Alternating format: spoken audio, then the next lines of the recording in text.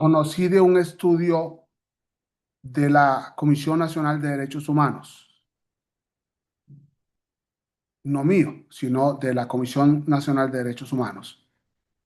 ¿Cuál había sido la situación de las adolescentes o de los adolescentes detenidos por la policía antes de ponerse a la orden del Ministerio Público y del Ministerio Público a la orden del juez? Y me parece importante que ustedes como expertos sepan contar. Tenemos que aprender a contar.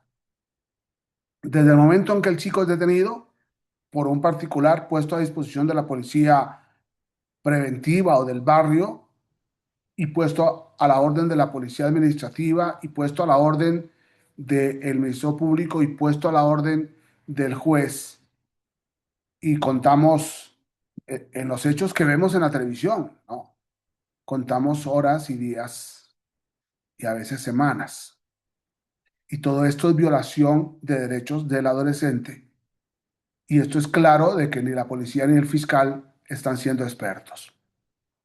Y se suma a esta problemática algo que yo he considerado y que repetiré y repetiré y repetiré hasta que se cumpla: la ausencia del fiscal en el lugar de los hechos cuando es detenido un adolescente en fragancia por el hecho delictivo. Una fiscalía cómplice de la violación de derechos humanos y, lógicamente, al ser cómplice de la violación de derechos humanos, empodera a la policía para hacer lo que le da la gana. Y vuelvo de nuevo en este informe, en este estudio de la Comisión de Derechos Humanos: la mayoría de los chicos o de las chicas que habían sido detenidos durante esos lapsos que, pareciendo cortos constitucionalmente, terminan siendo largos, habían sido abusados no solamente en sus derechos, no solamente en sus derechos constitucionales, no solamente en sus derechos legales, sino en su intimidad, en su corporeidad, en su privacidad, en su sexualidad. Y esto es responsabilidad de un Ministerio Público que no ha asumido el lugar de los hechos.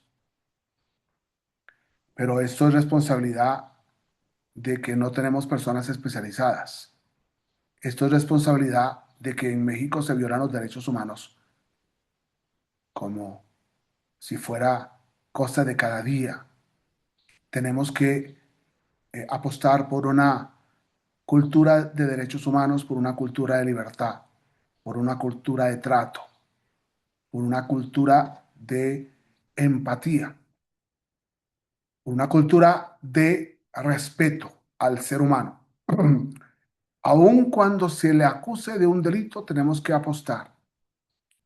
Y por eso me parece que a veces hipócritamente hablamos de especialidad jurídica, de especialidad de defensores, de especialidad de fiscales y de jueces, sin darnos cuenta que nos falta la especialidad de la inteligencia emocional, la especialidad de la empatía, de la calidad de trato, de la humanidad a la hora de enfrentar a un hecho delictivo, a una víctima y a un imputado adolescente. Qué pena abusar, qué pena que por un acto sexual dejemos en libertad a un chico, que esta sea la enseñanza que estamos transmitiendo a nivel policial administrativo y que no haya un control de Ministerio Público y que ese chico se vaya dando cuenta de que si desde la detención me violan, y uso la palabra violar en todos los sentidos, qué va a pasar en la fiscalía y qué va a pasar en la judicatura y qué va a pasar en el centro de internamiento provisional y qué va a pasar en el centro de internamiento si me condenan y qué va a pasar y qué va a pasar y qué va a pasar. Y no es posible que un chico nuestro esté a la defensiva cuando lo que tiene que hacer es entender que está en un modelo de protección de derechos humanos. Muchas gracias.